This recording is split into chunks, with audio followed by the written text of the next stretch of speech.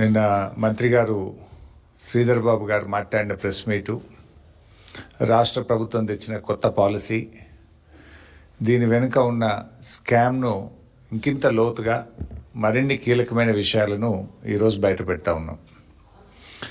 స్ట్రైట్గా లాస్ట్లో ఒక 8 క్వశ్చన్స్ ఉంటాయి. అవి 8 కూడా లాస్ట్లో చెప్పడం జరుగుతుంది. అంటే ఇంకా కొన్ని కొత్త అంశాలు, ముఖ్యంగా ఈ హిల్ టీపీ అంటే ఏదైతే Hyderabad industrial land transformation policy అని నిన్న రాష్ట్ర ప్రభుత్వం తెచ్చిందో, ఇది మరొక తాజా స్కామ్. కుంభకోణాల కేర్ ఆఫ్ అడ్రస్ అయినటువంటి కాంగ్రెస్ పార్టీ కొత్తగా చేస్తున్నటువంటి తాజా స్కామే ఈ HILTP. నిజంగా చెప్పాలంటే ఇది Hyderabad industrial land transformation policy కాదు, Hyderabad industrial lands looting policy. పారిశ్రామిక వాడల్లోని దాదాపు 10,000 ఎకరాల భూమిని పప్పు బెల్లాల్లో అమ్ముకునేటువంటి ఒక కుట్ర, ఒక పెద్ద స్కామ్ ఈరోజు రాష్ట్ర ప్రభుత్వం తెరలేపింది. అధికారంలో వచ్చిన నాటి నుంచి కూడా రేవంత్ రెడ్డి గారి ప్రభుత్వం అడ్డగోలు దోపిడీ మీదనే దృష్టి పెట్టింది. లగచెర్ల కావచ్చు, HCU భూములు కావచ్చు, ఇట్లా ఏది చూసినా కూడా దాని వెనుక ఒక దోపిడీ. ప్రజలకి ఏం చేయాలనే ధోరణి కంటే కూడా ఎక్కడ ఎంత దోపిడీ చేయాలన్నదే రేవంత్ గారి ఆలోచన విధానం. మా హయాంలో రోజు అనుమతుల వార్తలు వచ్చేది. ఇవాళ గూగుల్ వచ్చింది, లేకపోతే ఇంకో పెద్ద కంపెనీ వచ్చింది, చైనా నుంచి ఒక కంపెనీ వచ్చింది. అనుమతుల వార్తలేమో బీఆర్ఎస్ హయాంలో వస్తే, అమ్మకాల వార్తలేమో కాంగ్రెస్ హయాంలో వస్తూ ఉన్నాయి. ఇది బీఆర్ఎస్కు కాంగ్రెస్కు ఉన్న తేడా. ప్రతిరోజు ఒక కొత్త ఇండస్ట్రీ వచ్చింది, కొత్త పెట్టుబడి వచ్చింది అనేది మా పాలసీ. ఇవాళ హౌసింగ్ బోర్డు భూముల అమ్మకం, ఇవాళ ప్రభుత్వ భూముల అమ్మకం, ఇవాళ TGIC భూముల అమ్మకం, ఇవాళ ఇండస్ట్రియల్ ల్యాండ్ల భూముల అమ్మకం, రోజు భూముల అమ్మకాలు. ఇది కాంగ్రెస్ పార్టీ యొక్క పాలసీ. అంటే గతంలో ఇదే రేవంత్ రెడ్డి గారు, బీఆర్ఎస్ ప్రభుత్వం ప్రజల అవసరాలను దృష్టిలో పెట్టుకొని LB నగర్లో ఒక టిమ్స్ ఆసుపత్రి, సనత్ నగర్లో ఒక టిమ్స్ ఆసుపత్రి, మల్కాజ్గిరిలో అల్వాల్లో ఒక టిమ్స్ ఆసుపత్రి, ఇట్లా మేము అదేవిధంగా ఎర్రమంజిల్ కాలనీలో గవర్నమెంట్ క్వార్టర్స్ R&B ల్యాండ్ ఉంటే మేము అమ్మలే. అక్కడ నిమ్స్లో మరో 2,000 పడకల ఆసుపత్రి ప్రజల అవసరాల కోసం, నిమ్స్ యొక్క ఎక్స్పాన్షన్ 1,400 పడకలు ఉంటే మరో 2,000 యాడ్ చేయాలని చెప్పి మేము ఆలోచించినాం. కానీ రేవంత్ రెడ్డి గారు ఏం ఆలోచిస్తున్నారు? ఎకరాలు, గజాలు, గుంటలు మొత్తం అమ్ముతున్నాడు. చివరికి హౌసింగ్ బోర్డులో మొన్న ఏదో పేపర్లో యాడ్ వస్తే చూసిన, కుక్కట్పల్లిలో 6 గజాలు 8 గజాలు కూడా అమ్ముతుండు.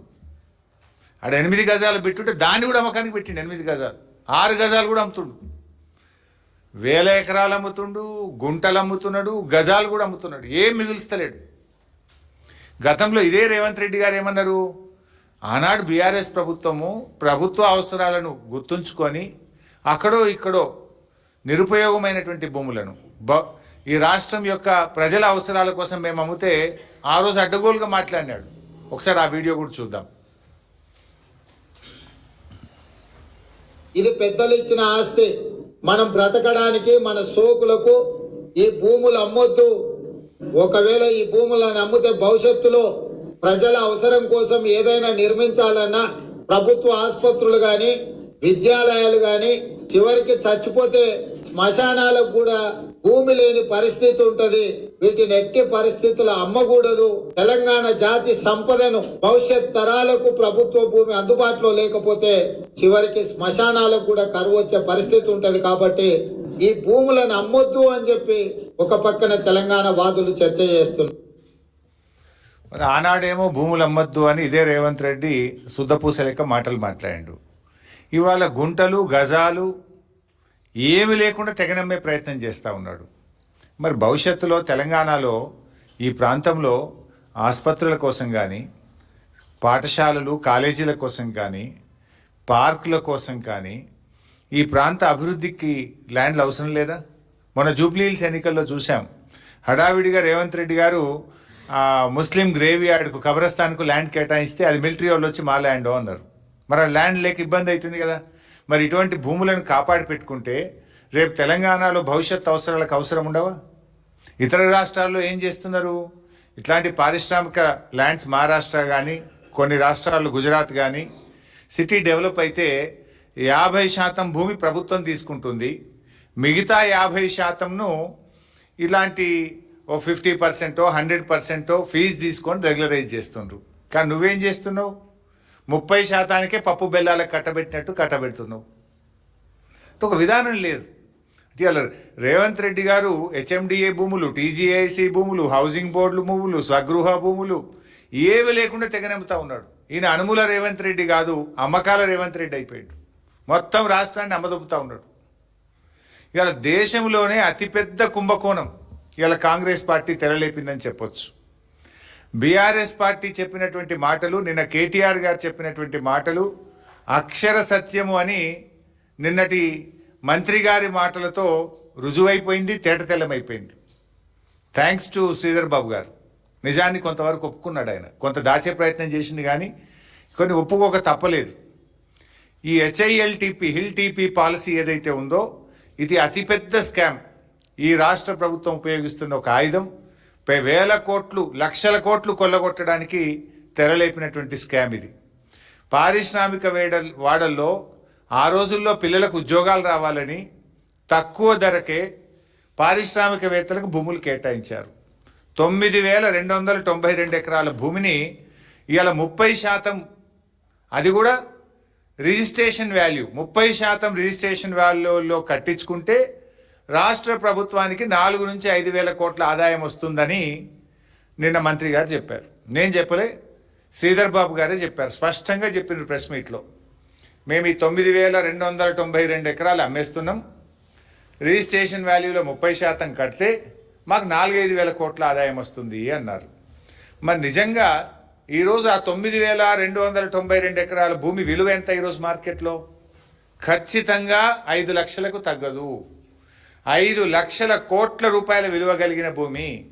మరి నేను అడుగుతా ఉన్న శ్రీధర్ బాబు గారిని, ఈ ప్రభుత్వాన్ని, ఈ 5 లక్షల కోట్ల విలువ కలిగిన భూమిని 4-5 వేల కోట్లకే ఎందుకు కట్టబెడతా ఉన్నారు?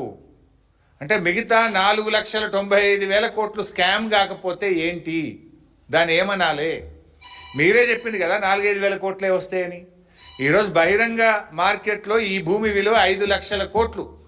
5 లక్షల కోట్ల విలువ కలిగిన భూమిని ఎందుకు 4-5 వేల కోట్లకే కట్టబెడుతున్నారు? దీని వెనుక ఉన్న మతలబేందో చెప్పాలి. ఈరోజు మంత్రి గారు ఇంకోటి బుకాయించే ప్రయత్నం కూడా చేసిండ్రు నిన్న. లేలే, ఇది 9,292 ఎకరాల భూమి కాదు, ఇలా రోడ్లు మోరీలు బొంగ 4,740 ఉంటుంది అని ఒక అబద్ధాన్ని చెప్పే ప్రయత్నం చేసిండ్రు. నేను అథారిటీగా చెప్తున్నాను, ఎందుకంటే ఆ రోజు cabinet sub committee on revenue resource mobilisation చైర్మన్గా నేను పనిచేసిన. ఆ రోజు ఆర్థిక మంత్రిగా క్యాబినెట్ సబ్ కమిటీ చైర్మన్గా నేనున్నాను. నాతో పాటు కేటీఆర్ గారు, ప్రశాంత్ రెడ్డి గారు, ఇంకా కొంతమంది గౌరవ మంత్రులు సభ్యులుగా ఆ రోజు పనిచేసినారు. ఈ ప్రతిపాదన మా ముందుకు కూడా వచ్చింది. I know all these details. ఎందుకంటే మంత్రి గారు నువ్వు చెప్తున్నది శుద్ధ అబద్ధం. నేను సవాల్ చేస్తున్న శ్రీధర్ బాబు గారికి, నిజంగా 4,740 ఎకరాలే ఈ ప్రభుత్వం పెట్టిందా? దీని మీద బహిరంగ చర్చకు నువ్వు సిద్ధంగా ఉన్నావా? సగం మోరీలకు పోతుంది, రోడ్లకు పోతుందని ఇట్లా బుకాయించగానే ఇక ఎదుటోడేం మాట్లాడాడు మనకేం తెలియదు అనుకుంటున్నావా? మేము కూడా ఆ రోజు ప్రభుత్వంలో ఉన్నాం కదా. అంటే దాన్ని తగ్గించి, సగానికి సగం తగ్గించి చూపే ప్రయత్నం చేస్తూ ఉన్నాడు శ్రీధర్ బాబు గారు. అంటే భూ కుంభకోణం యొక్క విస్తీర్ణాన్ని సగానికి సగం తగ్గించాలనేటువంటి విఫలయత్నానికి శ్రీధర్ బాబు గారు పాల్పడుతూ ఉన్నారు. ఇందులో స్పష్టంగా ప్రభుత్వం యొక్క డొల్లతనం బయటపడ్డది. నిన్న బీఆర్ఎస్ పార్టీ కేటీఆర్ గారు అనేకమైనటువంటి ప్రశ్నలు వేశారు. ఏ ఒక్క ప్రశ్న కన్నా ప్రభుత్వం సూటిగా సమాధానం చెప్పిందా? చెప్పండి. ఇప్పటికైనా మీకు ఇంత పెద్ద ముఖ్యమైన కీలకమైన నిర్ణయాన్ని మీరు అసెంబ్లీ పెట్టాల్సింది, అసెంబ్లీలో చర్చించండి. 5 లక్షల కోట్లు మన బడ్జెట్ కంటే రెట్టింపు కదా. మన రాష్ట్ర ప్రభుత్వ బడ్జెట్తో 2 అంతల స్కామ్ ఇది. మన బడ్జెట్ 2.5 లక్షల కోట్లు దాటలేదు.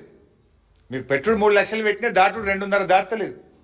అంటే 5 లక్షల కోట్లు, అంటే 2 సంవత్సరాల బడ్జెట్తో సమానమైన ఇంత ప్రధానమైనటువంటి నిర్ణయాన్ని మీరు శాసనసభకు పెట్టకుండా, సభలో చర్చించకుండా, రాత్రికి రాత్రే పాలసీ పెట్టి వేల కోట్లు, లక్షల కోట్లు కొల్లగొడతామంటే బీఆర్ఎస్ పార్టీ చూస్తూ ఊరుకోదు. ఇంత ఇంపార్టెంట్ ఇష్యూను మీరు అట్లా రాత్రికి రాత్రి ఎట్లా చేస్తారండి? నిన్న కేటీఆర్ గారు అడిగిన ఏ ఒక్క ప్రశ్నకి ఎందుకు సమాధానం ఇవ్వరు నేను అడుగుతా ఉన్నా. ఇప్పుడు ప్రభుత్వం ఆనాడు బీఆర్ఎస్ ప్రభుత్వం సెలెక్టెడ్గా కోర్టు కేసులు ఉండే అప్పటికే కిరణ్ కుమార్ రెడ్డి ప్రభుత్వం నిర్ణయం తీసుకున్నది. ఆ భూములు ఆజామాబాద్ భూములు వాళ్ళకి ఇవ్వాలని కిరణ్ కుమార్ రెడ్డి ప్రభుత్వం నిర్ణయం తీసుకుంది. దాని మీద వాళ్ళు హైకోర్టు నుంచి ఆర్డర్ తెచ్చుకున్నారు. సో కోర్టు ఆర్డర్ ఉందని చెప్పి ఆ రోజు మేము రెగ్యులరైజ్ చేయాలని చెప్పి నిర్ణయించినాం. ఒక్క ఆజామాబాద్ నిర్ణయిస్తే కూడా ఆ రోజు మేము 200% కట్టాలన్నాం.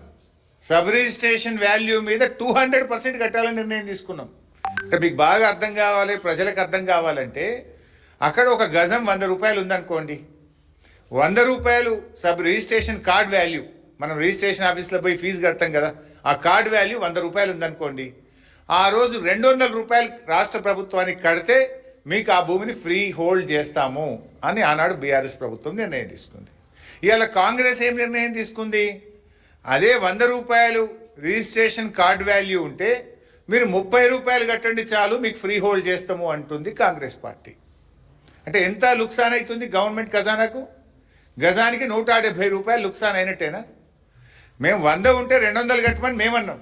మీరేమంటున్నారు? 100 ఉంటే 30 రూపాయలు కట్టండి చాలు మీకు ఫ్రీ హోల్డ్ చేస్తాం, ఈ భూమి మీకు దారాదత్తం చేస్తాము అంటున్నారు. అంటే 170 రూపాయలు నష్టమవుతుంది కదా. నేను జస్ట్ టు అండర్స్టాండ్ చెప్తా ఉన్నా. అందుకే 5 లక్షల కోట్లు రావాల్సిన చోట 5,000 కోట్లు మాత్రమే వస్తాయి అని మంత్రి గారు నిన్న ఉన్న నిజాన్ని మంచిగా కుండబద్దలు కొట్టినట్టు బయట పెట్టిండు. అందుకే ఆయనకు థ్యాంక్స్ కూడా చెప్పిన నేను. ఇవాళ బీఆర్ఎస్కు కాంగ్రెస్కున్న తేడా ఏంది? మేము 200 రూపాయలు రావాలంటే మీరు 30 రూపాయలు చాలు అంటున్నారు.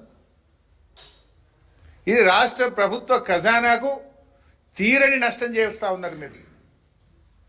ఇందులో ఇంకా గమ్మత్ ఏంటంటే ఎంత అసలు కొద్దిగానే ఉండాలి వాళ్ళకి ప్రభుత్వం నడపడానికి. వారం రోజుల్లోగా అప్లికేషన్లు పెట్టాలన్నట, వారం రోజుల్లోగా టీజీఐసి అప్లికేషన్లను పరిశీలించాలన్నట, అవతల వారం రోజుల లోపలనే అధికారుల కమిటీ దానికి అనుమతి ఇవ్వాలన్నట, అనుమతి ఇచ్చిన 45 రోజులనే పైసలు కట్టాలన్నట. అంటే మొత్తం 2 నెలల కుల్ల అయిపోవాలన్నట. 2 నెలలు ఏంది ఇంత ఆగము? వారం రోజుల్లో అనుమతి, వారం రోజుల్లో మీరు డిమాండ్ నోటీస్ ఇస్తారు, 45 రోజుల్లో పైసలు కట్టాలనా? 2 నెలల్లో మొత్తం స్కామ్ ఖతం చేయాలనుకుంటున్నారా? ఈ 5 లక్షల కోట్లను మింగాలనుకుంటున్నారా? ఎందుకు అంత ఆగమాగం? ఇంత వేగంగా చేస్తున్నారు అని నిన్న మేము అడిగితే దానికి సమాధానం రాలే. ఏంది వారం రోజులు 45 రోజుల్లోగా డబ్బులు కట్టాలని, 2 నెలల్లోగా దీన్ని పూర్తి చేయాలనే దాని వెనుక ఉన్న నిగూఢం ఏంటి అని నిన్న బీఆర్ఎస్ అడిగింది. దానికి మీరు సమాధానం చెప్పలే. ఈ భూములు మార్కెట్లో వేలం వేస్తే 5 లక్షల కోట్లు వస్తాయి కదా అని మేము సూటిగా అడిగినాం. ఎందుకు వేలం వేస్తలేరు, ఎందుకు 30%కే 5,000 కోట్లకే కట్టుబెడుతున్నారు అంటే దానికి సమాధానం రాలే. కోర్టు కేసులు, లీజుల వివాదాలను అడ్డం పెట్టుకొని మొత్తం భూమిని తక్కువ ధరకే కొల్లగొట్టేటువంటి కుట్ర చేస్తున్నారా అని ఒక ప్రశ్న అడిగితే దానికి సమాధానం రాలే. అంటే మేము అడిగిన ఏ ప్రశ్నకు నిన్న మంత్రి గారు సూటిగా సమాధానం చెప్పలే. పైగా ఒక మాట అన్నారు, 60-70% పెడితే వస్తారా అన్నాడు. మరి మేము 200% పెడితే ఆ రోజు కొంతమంది కట్టలేదా? పక్క రాష్ట్రాల్లో 50% భూమి తీసుకొని మిగతా 50% చేస్తలేరా? ఆ 50% తీసుకుంటే ఇడ కూడా ఒక 4-5 వేల ఎకరాలు వస్తే హైదరాబాద్లో ఒక లంగ్ స్పేస్, అరే ఒక బస్ డిపో కడదామన్నా, ఒక బస్ స్టాండ్ కడదామన్నా, ఒక హాస్పిటల్ కడదామన్నా, ఒక కాలేజీ కడదామన్నా, ఒక స్కూల్ కడదామన్నా, ఒక పార్కు కడదామన్నా ప్రజలకు హైదరాబాద్లో ల్యాండ్ దొరుకుతుందా? ఆనా నువ్వే మాట్లాడినావు కదా, నీ నోరా మోరా మేము శ్మశాన వాటికకు బొందలగడ్డ కూడా జాగ ఉండదని మాట్లాడినావు కదా. ఇవాళ నువ్వు బొందలగడ్డ కూడా జాగ లేకుండా గజాలు కూడా ఎందుకు అమ్ముతున్నావు మిస్టర్ రేవంత్ రెడ్డి?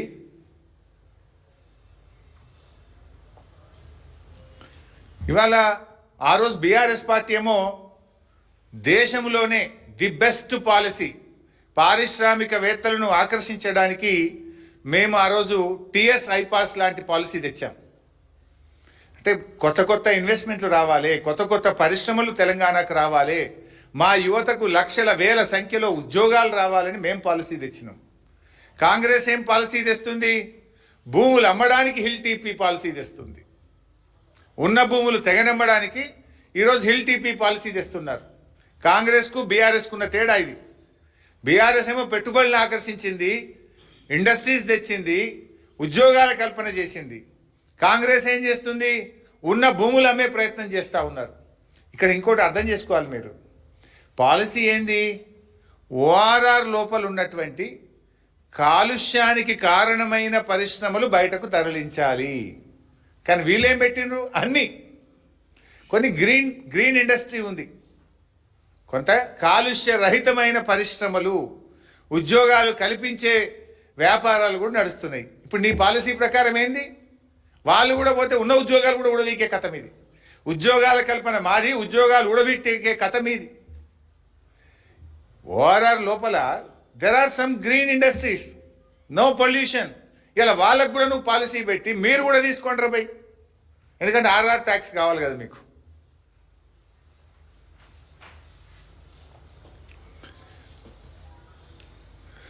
మాదేమో ఖజానాను నింపే పాలసీ, కాంగ్రెస్దేమో వాళ్ళ జేబులు నింపుకునే పాలసీ.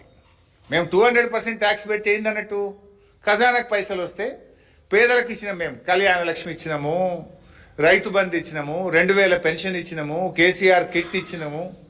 మేము ఖజానాను నింపే ప్రయత్నం చేసినాం. మీరేం చేస్తుండ్రు?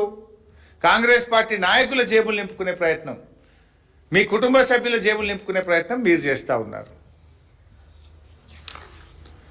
ప్రజలకు ఇచ్చిన గ్యారంటీలు వదిలిపెట్టిండ్రు, దోచుకునే పాలసీలు తెస్తున్నారు. ఓఆర్ఆర్ లోపల ఉండేటువంటి భూములు బంగారం లాంటి భూములు, ఇవి బంగారంతో సమానం. భవిష్యత్ అవసరాలను కూడా ప్రభుత్వాలు దృష్టిలో ఉంచుకోవాలి. కానీ అవేమీ పట్టించుకోకుండా ఔటర్ లోపల ఉన్న 9292 ఎకరాల భూములను ఈరోజు కట్టబెడతా ఉన్నారు. గతంలో బీఆర్ఎస్ పాలసీ తెచ్చింది ఈ భూముల కోసం.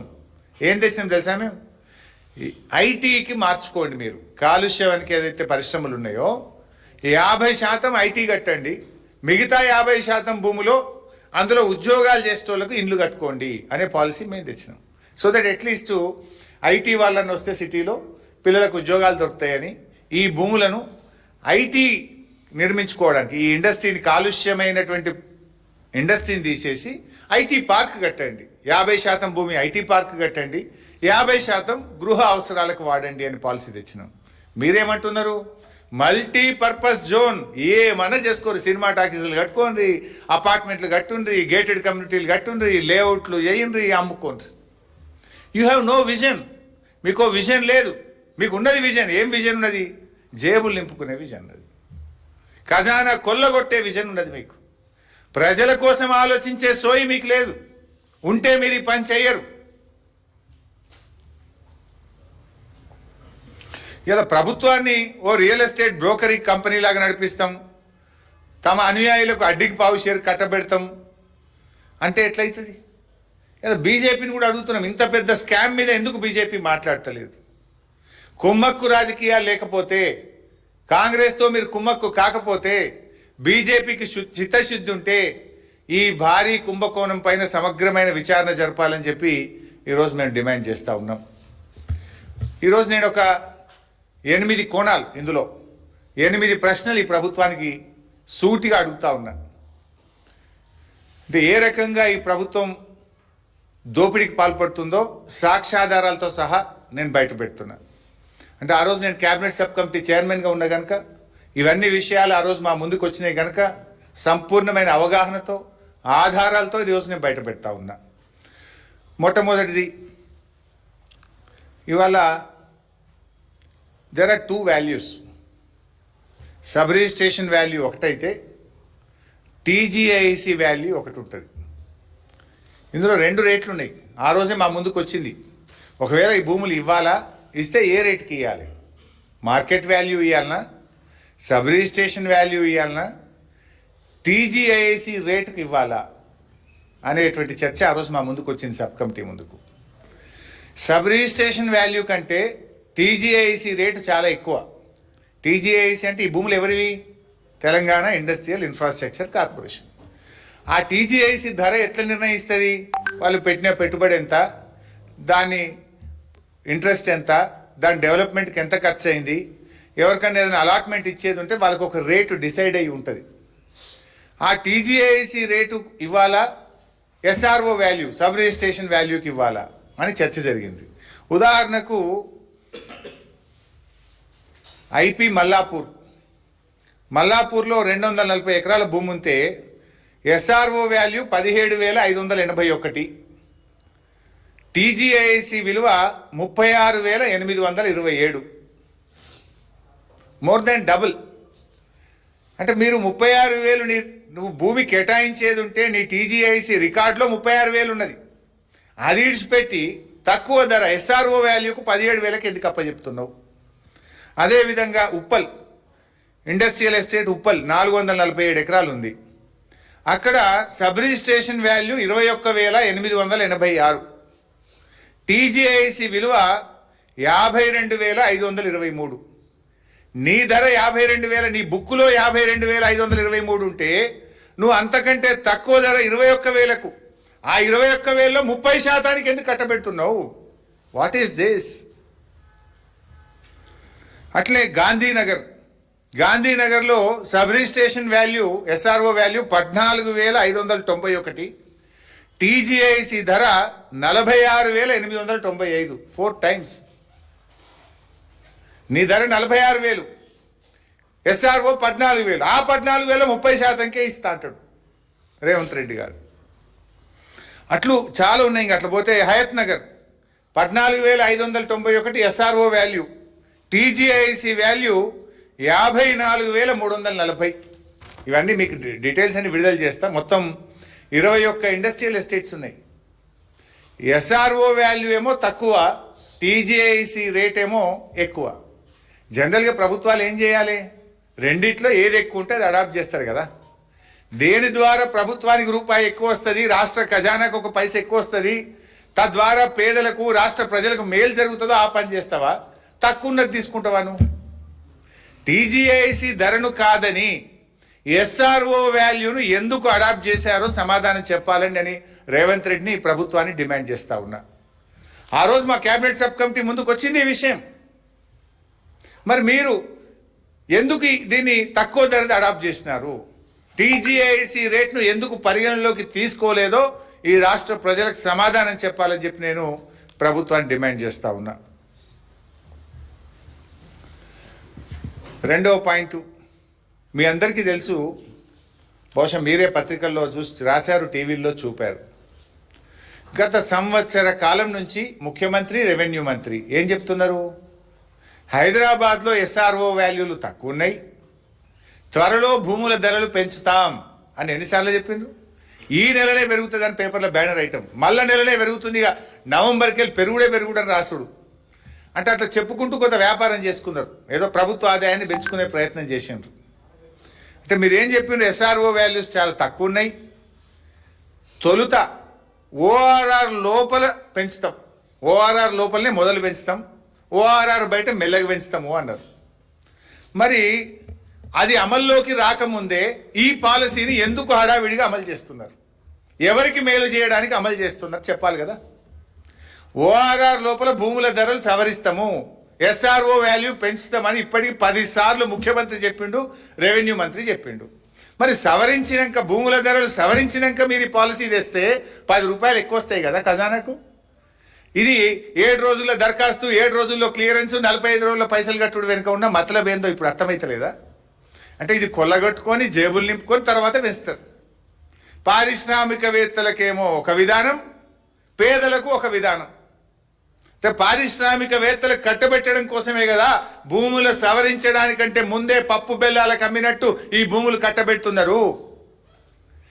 మీరు ఈ సంవత్సర కాలం నుంచి ఓఆర్ఆర్ లోపల భూముల విలువలు సవరిస్తాం, ఓఆర్ఆర్ లోపల మొదలు పెంచుతాం, ఓఆర్ఆర్ బయట తర్వాత పెంచుతామని చెప్పి ఇప్పుడు అదే ఓఆర్ఆర్ లోపల ఉండే భూములన్నీ ఎందుకు కట్టబెడుతున్నారు? ఇప్పుడు ఈ భూములన్నీ ఎక్కడున్నాయి? ఓఆర్ఆర్ లోపలనే ఉన్నాయి కదా. ధరలు సవరించేదాకా ఎందుకు ఆగుతలేరు?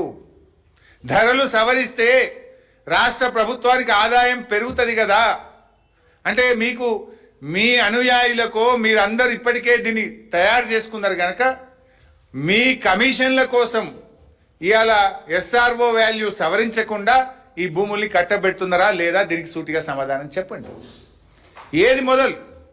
రాష్ట్ర ప్రభుత్వానికి రూపాయి ఎక్కువ వచ్చేది మొదలా, తక్కువ వచ్చేది మొదలా? భూములు సవరించినాక ఈ పాలసీ తెస్తే 4 రూపాయలు ఎక్కువ వస్తాయి కదా. ఎందుకు చేయట్లేదో ఈ రాష్ట్ర ప్రజలకు సమాధానం చెప్పాలి. ఇది question number 2. Then question number 3, ఇందాక నేను చెప్పిందే, బీఆర్ఎస్ 100 రూపాయలు అక్కడ గజం ఉంటే 200 రూపాయలు తీసుకున్నది. కానీ మీరు 30 రూపాయలకే ఎందుకు ఇస్తున్నారు? Already there is a policy. BRS అది కూడా హైకోర్టు డైరెక్షన్ ఉంటే తెచ్చిన ఆ రోజు 100 ఉంటే 200 తీసుకుందామన్నాం. మీరు 30 రూపాయలకే ఇస్తున్నారు. 170 రూపాయలు లాస్ అవుతుంది కదా. ఎందుకు 30 రూపాయలకు తగ్గించారు? దీనివల్ల రాష్ట్ర ఖజానాకు రాష్ట్ర ప్రభుత్వానికి నష్టం జరుగుతుందా జరగదా? 200ని 30 రూపాయలకు ఎందుకు తగ్గించారు? తద్వారా లక్షల కోట్లు ఈ రాష్ట్ర ప్రభుత్వ ఖజానాకు నష్టం, ఈ రాష్ట్ర ప్రజలకు నష్టం కదా. దానికి మీరు ఇచ్చే సమాధానం ఏంటి? నంబర్ 3. నంబర్ 4, అప్పట్లో మేము ఎల్ఆర్ఎస్ తెస్తే నో ఎల్ఆర్ఎస్ నో బీఆర్ఎస్ అని మమ్మల్ని తిట్టిరా. ఎల్ఆర్ఎస్ ఏంటి బైసాబ్? ఎల్ఆర్ఎస్ అంటే మీలాంటి వాళ్ళు, ఒక పేదవాళ్ళు, అమాయకులో ఆ లేఅవుట్కి అనుమతి ఉందో లేదో తెలియక పట్టా భూమిని డబ్బులు కట్టి రిజిస్ట్రేషన్ ఆఫీస్లో ఫీజు కట్టి ఓ 300 గజాలు 200 గజాలు కొనుక్కున్నారు. ఒక పేదవాడు 300 గజాలు కొనుక్కుంటే ఎల్ఆర్ఎస్కి ఎంత వసూలు చేసింది పైసా? ఎల్ఆర్ఎస్ అంటే పట్టా భూమి, డబ్బులు పెట్టి కొనుక్కున్న భూమి, రిజిస్ట్రేషన్ ఆఫీస్లో ప్రభుత్వానికి బాజాప్తా రుసుము కట్టి రిజిస్ట్రేషన్ చేసుకున్న భూమి. అది లేఅవుట్ రెగ్యులరైజేషన్ స్కీమ్. ఒక ఎల్ఆర్ఎస్లో, ఇది LRS GO, this is the GO of LRS, GO number 135. ఈ జీవోను మొన్న కాంగ్రెస్ పార్టీ అమలు చేసింది. ఈ జీవోలో ఉదాహరణకు 30,000 నుంచి 50,000 ఎస్ఆర్ఓ వాల్యూ ఉంటే ఎస్ఆర్ఓ వాల్యూ మీద 80% కట్టాలి. ఇక్కడ చూస్తే మీరు 30 నుంచి 50 అన్నాడు కదా. ఐపీ సనత్ నగర్ 52,000 రూపాయలు ఎస్ఆర్ఓ వాల్యూ ఉంది. 52,000 ఉంటే ఎంత కట్టాలి మరి?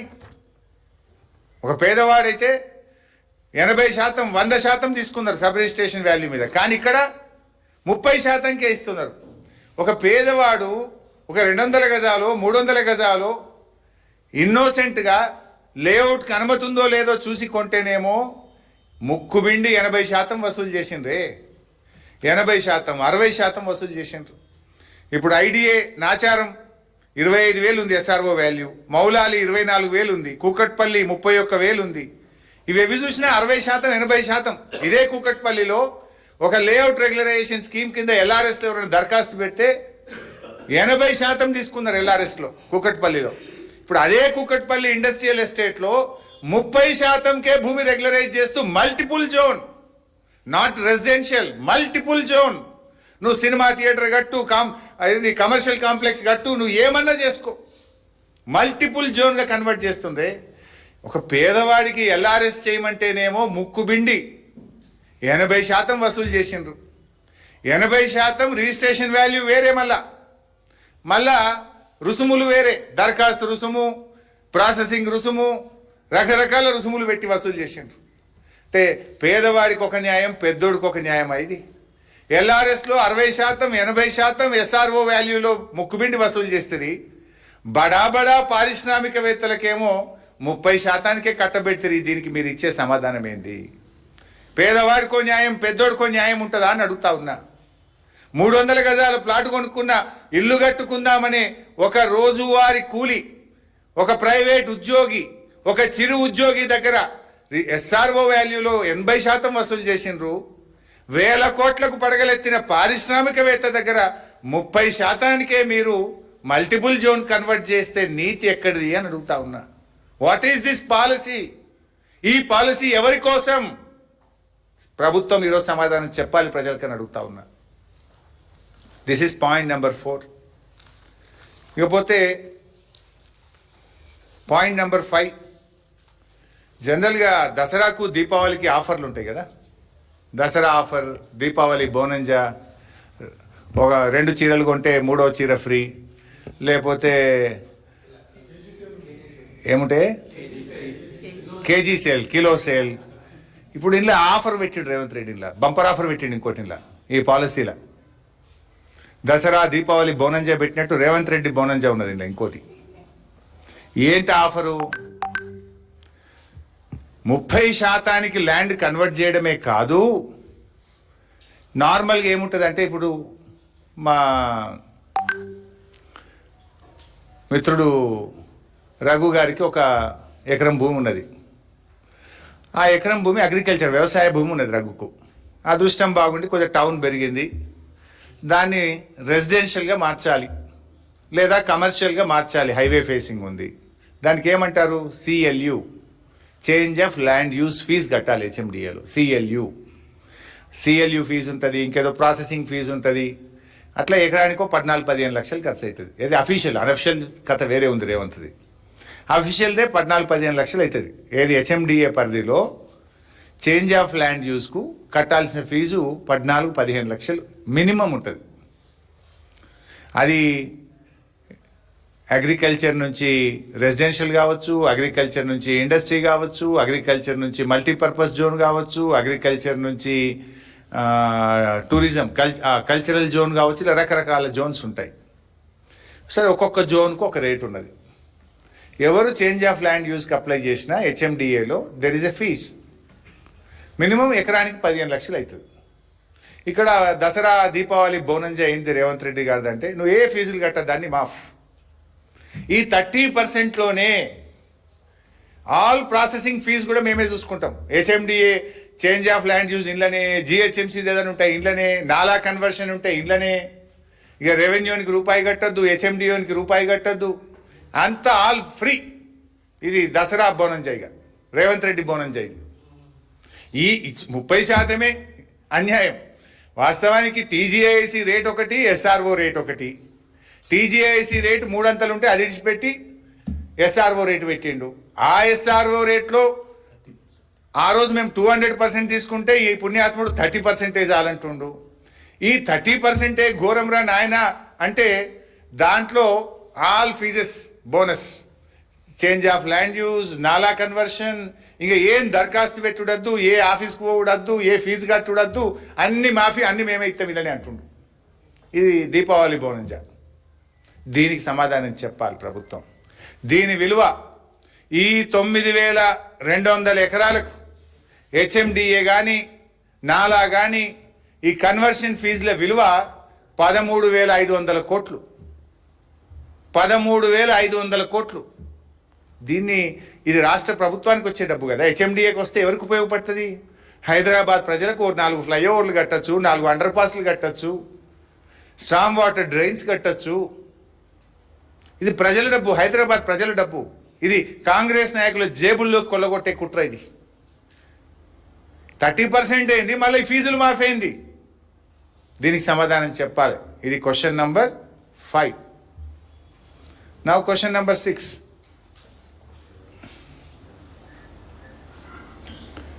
ఇలా ORR చుట్టూ ఉండే భూములే కాదు ఈ పాలసీలో. ఇంకోటి మీరు అందరు ఇప్పటిదాకా ఏమనుకుంటున్నారు? ORR లోపల భూములు మాత్రమే ఉందని మీరు అనుకుంటున్నారు. కానీ పుణ్యాత్ములు ORR లోపల మరియు ORR చుట్టుపక్కల అని పెట్టింది ఈ పాలసీలో. అంటే దాని బయట కూడా అమ్మకదొబ్బే కథ. పుణ్యాత్ములు ఎంత గొప్ప స్కామ్. ORR లోపలనే కాదు, ORR చుట్టుపక్కల బయట ఉండే పారిశ్రామిక భూములను కూడా కొల్లగొట్టే కుట్ర ఈ పాలసీలో పెట్టినరా లేదా దీనికి సమాధానం చెప్పాలి. That is question number 7. ఎందుకంటే ఈ పాలసీ ప్రభుత్వానికి ఆదాయం తెచ్చే పాలసీ కాదు. ఇది రేవంత్ రెడ్డి అనుముల బ్రదర్స్ జేబులు నింపే పాలసీ. ఇది భూదందా పాలసీ. తర్వాత పాయింట్ నంబర్ 7, క్వశ్చన్ నంబర్ 7. వాస్తవానికి త్వరలో ఈ వివరాలు కూడా బయట పెడతా, ఇవాళ ఓన్లీ బ్రాడ్గా చెప్తా. 6 నెలల కిందనే ఈ పాలసీకి రూపకల్పన చేసిండ్రు. 6 నెలల కిందనే ప్లాన్ చేసుకొని విలువైన భూములను యనమల బ్రదర్స్ వీళ్ళ అనుయాయులు ఆల్రెడీ అగ్రిమెంట్లు చేసుకున్నారు. సగానికి సగం భూమి ఆల్రెడీ వీళ్ళ చేతుల్లోకి పోయింది. అంతా ఆల్ సెట్ బ్యాక్గ్రౌండ్. ఈ పాలసీ ముందే ప్లాన్ చేసుకొని ఇండస్ట్రియల్ ల్యాండ్స్తో అగ్రిమెంట్లు చేసుకొని తక్కువ ధరకే ఈ పాలసీ వస్తుందని వాళ్ళకి తెలియదు కదా. ఇంత తక్కువ ధరకి ఇస్తామంటే వాడెందుకు అమ్ముతాడు? ఇదంతా ముందే ప్రీ ప్లాన్డ్గా చేసుకొని ఆ భూములు కొనుక్కొని అగ్రిమెంట్లు చేసుకొని ఇవాళ మెల్లగా పాలసీ తెచ్చిండ్రు. త్వరలో ఆ భూములేంటి, ఎవరు ఎక్కడ అగ్రిమెంట్ చేసిండ్రో కూడా బయట పెడతాం. మాకు ఇప్పుడే కొన్ని వచ్చినాయి, ఇంకా కొన్ని సేకరిస్తున్నాం, అన్నీ బయట పెడతాం. ముందే కంపెనీలతో మాట్లాడుకున్నారు, అగ్రిమెంట్లు చేసుకున్నారు. కమిషన్లు వాటాలు కూడా ముందే మాట్లాడుకున్నారు. కొన్ని ల్యాండ్లకు ఈ పాలసీ తెస్తాం గింత అని 50-50 అని ల్యాండ్ కూడా మాట్లాడుకున్నారు. ఫ్లోర్లు మరి మాట్లాడుకున్నారు. ఇది ఇండస్ట్రియల్ ల్యాండ్ ట్రాన్స్ఫర్మేషన్ పాలసీ కాదు, ఇది Revanth Reddy family transformation policy. నిబంధనల ప్రకారం చేయలేదు, పూర్తిగా ప్రజాధనాన్ని కొల్లగొట్టే విధంగా, తమ అనుయాయులకు భూములు కట్టబెట్టే విధంగా పెట్టిండ్రు. ఇంకా దీని వెనుక ఆర్ఆర్ ట్యాక్స్ కూడా ఉందట. మళ్ళా 30% ఒకటి కదా తక్కువ, అందరూ అనుకున్నారు 30% అని. ఆర్ఆర్ ట్యాక్స్ వేరే ఉంది, plus RR tax 30% to government ఖజానా ప్లస్ ఆర్ఆర్ ట్యాక్స్. అది కడితేనే క్లియర్ అవుతుంది. అది ఎంత అని ఇంకా బయటకు రాలే, రేపో మాపో వస్తుంది. ఇప్పుడు లేఅవుట్కి అయితే 75 రూపాయలు పర్ స్క్వేర్ యార్డ్ ఉంది, అపార్ట్మెంట్లకు అయితే 60 రూపాయలు స్క్వేర్ ఫీట్ ఉంది ఆర్ఆర్ ట్యాక్స్. ఇప్పుడు దీని ఆర్ఆర్ ట్యాక్స్ ఇంకా బయటకు వస్తుంది. 30% ఖజానా, ఆర్ఆర్ ట్యాక్స్ ఎంతో ఇంకా బయటకు రాలే. అది బయట పెట్టండి. ఇక లాస్ట్ క్వశ్చన్ 8. ఈ వచ్చిన డబ్బు అట్లీస్ట్ 30% వస్తుంది కదా. పోనీ 30% డబ్బునైనా పారిశ్రామికవేత్తలు ఎంతోమంది ఇండస్ట్రీస్ వచ్చిండ్రు, వాళ్ళు ఇన్సెంటివ్స్ ఏమన్నా చెల్లిస్తారా? కొత్త పారిశ్రామిక వాడల అభివృద్ధికి ఉపయోగిస్తారా? ఇండస్ట్రీస్ను ఆకర్షించడానికి పెద్ద ఎత్తున ఇన్సెంటివ్స్ ఇవ్వడము, బయట ల్యాండ్లు కొని కొత్త ఇండస్ట్రియల్ కారిడార్స్ డెవలప్ చేయడానికి వాడతారా? లేదు మీ కమిషన్ల కోసం ఈ వచ్చిన డబ్బును బడా బడా కాంట్రాక్టర్ల బిల్లులు చెల్లిస్తారా కూడా ప్రజలకు సమాధానం చెప్పాలి. Because this money belongs to TGIC. TGIC భూములు అమ్మితే టీజీఐసికి డబ్బులు వస్తాయి. తెలంగాణ ఇండస్ట్రియల్ ఇన్ఫ్రాస్ట్రక్చర్ కార్పొరేషన్ మరి పారిశ్రామిక వాడల అభివృద్ధికో, పరిశ్రమలను ఆకర్షించడానికో, పరిశ్రమలకు ఇన్సెంటివ్స్ చెల్లించడానికో, నిరుద్యోగ యువతకు ఉపాధి కల్పించడానికో ఉపయోగించాలి. ఈ డబ్బును దానికి ఉపయోగిస్తారా? మీ కమిషన్ల కోసం బడా బడా కాంట్రాక్టర్ల బిల్లులు చెల్లించడానికి ఉపయోగిస్తారా? దీనికి కూడా ఈ 8వ ప్రశ్నకు కూడా సమాధానం చెప్పాలని ప్రభుత్వాన్ని మేము డిమాండ్ చేస్తూ ఉన్నాం. ఎందుకంటే ఫైనల్గా నేను కోరేది ఒక్కటే, ఆ రోజుల్లో ఆనాటి పాలకులు ఇక్కడ పరిశ్రమలు రావాలి, మన యువతకు ఉద్యోగాలు రావాలని ఆ రోజుల్లో ఈ భూములు తక్కువ ధరకే పారిశ్రామికవేత్తలకు ఇచ్చారు. కారణాలు ఏదేమైనా పొల్యూషన్ వల్ల కావచ్చు, పరిశ్రమలు మూతపడ్డాయి కావచ్చు. మరి వాళ్ళను బయట కావాలంటే భూములు ఇవ్వండి, ప్రత్యామ్నాయ భూములు ఇచ్చి పరిశ్రమలు తరలించండి, ప్రజల ఆరోగ్యాన్ని కాపాడండి. కానీ మళ్ళీ మీరేం చేస్తున్నారు? 30%కే ఆ భూములను వాళ్ళకు దారాదత్తం చేసి, ఫీజులు లేకుండా మల్టిపుల్ జోన్గా కన్వర్ట్ చేసి, వాళ్ళను బిల్డర్లుగా, రియల్ ఎస్టేట్ వ్యాపారులుగా తయారు చేస్తున్నారు. ఆల్రెడీ ఒకసారి ఇన్సెంటివ్ ఇస్తుంది, మళ్ళీ రెండోసారి ఇన్సెంటివ్లు ఇచ్చి రియల్ ఎస్టేట్ వ్యాపారం కోసం ప్రభుత్వం ఎందుకు పూనుకోవాల్సిన అవసరం ఉంది? Why government is taking this initiation? Incentive దేనికి?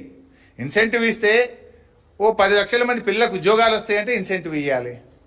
ఇప్పుడు గతంలో పాలసీ తెచ్చిండ్రు, ఇదే ఇండస్ట్రియల్ ల్యాండ్ను 50% ఐటీ కట్టండి, 50% ఇండ్లు కట్టండి. ఎస్, ఒక ఐటీ పార్క్ వస్తే ఉద్యోగాలు వస్తాయి. మీరు ఏంటి కమర్షియల్ కోసం, సినిమా టాకీస్ల కోసం, రిక్రియేషన్ కోసం, రియల్ ఎస్టేట్ వ్యాపారం కోసం ఎందుకు మీరు ఇన్సెంటివ్లు ఇస్తున్నారు? రెండవసారి ఇన్సెంటివ్ ఇవ్వాల్సిన అవసరం ఏంది? ఇది ఆలోచించాల్సిన అవసరం ఉంది. ఇది నిజంగానే ఇవాళ 1 లక్షల కోట్ల రూపాయల స్కామ్ ఇది. ఈ రాష్ట్రానికి బహుశా భారతదేశంలో ఇంత పెద్ద భూ స్కామ్ లేదు. The biggest land scam in India. మీకు నిజాయితీ ఉంటే వెంటనే అసెంబ్లీని పిలవండి. ఆ రోజు అసెంబ్లీ ఒక్కటే రోజు పెట్టి పారిపోయింది కదా. మళ్ళీ పెడతాం ఇక వారంలో పెడతాం, 10 రోజులే పెడతాం అన్నారు. 3 నెలల అసెంబ్లీ పెట్టండి. అసెంబ్లీ పెట్టి చర్చకు పెట్టండి దీని మీద. This is public property. 4 కోట్ల ప్రజల ఆస్తి ఇది. ఇది మీ అయ్య జాగిరి కాదు, మీ సొంతం కాదు. మీరు 5 ఏళ్ల కోసం మాత్రమే వచ్చిన ప్రభుత్వం మీది. మీరు 5 ఏళ్లు పాలించడానికి మాత్రమే మీకు అవకాశాలు ఇచ్చారు. తాతల తండ్రుల తరతరాల ఆస్తిని మీ ఇష్టం వచ్చినట్టు అమ్ముకోవడానికి మీకు అధికారం లేదు. రేపటి భవిష్యత్ తరాలను దృష్టిలో పెట్టుకొని పాలన చెయ్యాలి. కానీ మీ ఇష్టం వచ్చినట్టుగా ఈ భూములు అమ్ముతామంటే బీఆర్ఎస్ పార్టీ చూస్తూ ఊరుకోదు. We demand for an immediate assembly session పెట్టండి. ఈ పాలసీని చర్చకు పెట్టండి. ఓపెన్గా డిస్కస్ చేద్దాం. ప్రజల సమక్షంలో డిస్కస్ చేద్దాం. ప్రజల కోసం మాట్లాడదాం. పారదర్శకమైన పాలసీ తీసుకురావాలి తప్ప మీరు ఈ రకంగా ఇష్టం వచ్చినట్టు కొల్లగొడితే బీఆర్ఎస్ పార్టీ ప్రజల పక్షాన పోరాడుతుంది. ఎందుకంటే మీరు ఏది అడిగినా ఈరోజు డబ్బులు లేవంటారు. మరి డబ్బులు వచ్చే ఈ అవకాశాన్ని భవిష్యత్ అవసరాలను దృష్టిలో పెట్టుకోకుండా మీ జేబులు నింపుకోవడానికి పాలసీలు తెస్తే రేపు ప్రజలకు అన్యాయం జరుగుతుంది, భవిష్యత్ తరాలకు అన్యాయం జరుగుతుంది, హైదరాబాద్ నగరానికి శాశ్వతమైన అన్యాయం జరుగుతుంది. కనుక బీఆర్ఎస్ దీని పక్షాన ప్రశ్నిస్తుంది. ఇక సొల్లు మాట్లాడతారు, నాకు తెలుసు. ఇప్పుడు నేను పెట్టినా కదా, మళ్ళీ నా మీద ఏదో సొల్లు ఎప్పుడన్నా మాట్లాడు, నాకు అభ్యంతరం లేదు. నిన్న కేటీఆర్ గారు కొన్ని ప్రశ్నలు వేశారు. ఈరోజు నేను ఒక 8 సూటి ప్రశ్నలు వేసిన. మీకు నిజాయితీ ఉంటే నేను అడిగిన ప్రశ్నలకు, బీఆర్ఎస్ అడిగిన ప్రశ్నలకు సూటిగా సమాధానం చెప్పండి. మీకు ధైర్యం ఉంటే అసెంబ్లీ పెట్టి చర్చకు పెట్టండి. ఇక మళ్ళా వాళ్ళని వీళ్ళని పెట్టి సొల్లు తిట్టించుడు అది ఎప్పుడు జరిగేదే. ఎవరు అట్లా చేస్తారు? సమాధానం లేకపోతే, తప్పుడు చర్యలకు పాల్పడితే, అవినీతి జరిగితే మీరు మాట్లాడరు. మీరు పారదర్శకంగా ఉంటే అసెంబ్లీ పెడతారు. మీరు పారదర్శకంగా ఉంటే మా ప్రశ్నలకు సమాధానం చెప్తారు. లేకపోతే ఎల్లైనో పుల్లైనో పెట్టి మళ్ళీ తిట్టించే కార్యక్రమం పెడతావు, నాకు తెలుసు. దానివల్ల ఏమొస్తుంది? ప్రజలు చాలా తెలివైన వాళ్ళు కదా. నువ్వు మా ప్రశ్నలకు సమాధానాలు ఇచ్చినవా, నువ్వు రివర్స్లా తిట్టించే కార్యక్రమం పెడుతున్నావా? నువ్వు తిట్టినా, కేసులు పెట్టినా నిన్ను వదలం. మేము ప్రధాన ప్రతిపక్షంగా ప్రజల హక్కులు, ప్రజల ఆస్తులు కాపాడడమే మా బాధ్యత. ప్రజలు మాకు ఇచ్చిన బాధ్యత. ప్రతిపక్షంగా వాళ్ళ గొంతుకై మాట్లాడమన్నారు. ఈ రాష్ట్ర ప్రభుత్వ ఆస్తులను, ప్రజల యొక్క హక్కులను, ప్రజలకు ఇచ్చిన హామీలను అమలు చేయించడం కోసమే బీఆర్ఎస్ పోరాడుతుంది. బీఆర్ఎస్కు ఆ బాధ్యత ప్రజలు ఇచ్చిండ్రు. నువ్వు మా మీద కేసులు పెడతా, మా గొంతు నొక్కుతా, లేదా మా మీద తిట్ల దండకం పెడతా, ఏం పెట్టినా నేను వదిలిపెట్టాం, ప్రశ్నిస్తూనే ఉంటాం. దీని మీద సూటిగా బీఆర్ఎస్ అడిగిన అన్ని ప్రశ్నలకు సమాధానం చెప్పాలని, శాసనసభ సమావేశపరచాలని, దీనిపైన పూర్తి చర్చ జరగాలని బీఆర్ఎస్ డిమాండ్ చేస్తుంది. Thank you.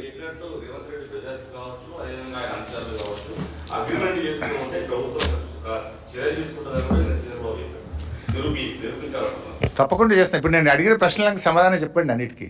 ఇప్పుడు ఆయనే చెప్పిండు 5 లక్షల కోట్ల విలువది, 4-5 వేల కోట్లే వస్తాయి అంటుండు కదా. మిగతా ఎవరి జేబులకు పోతున్నాయి?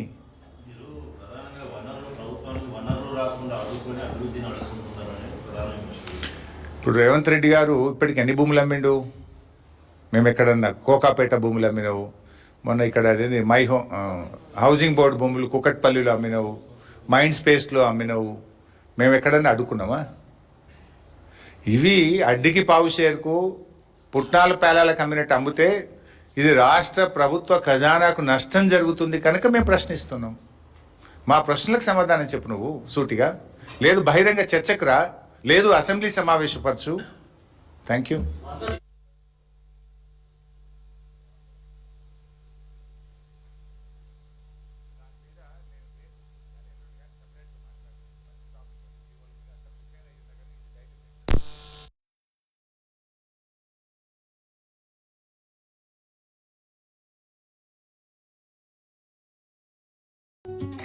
A great story needs a grand stage, impressive enough to justify its grandeur.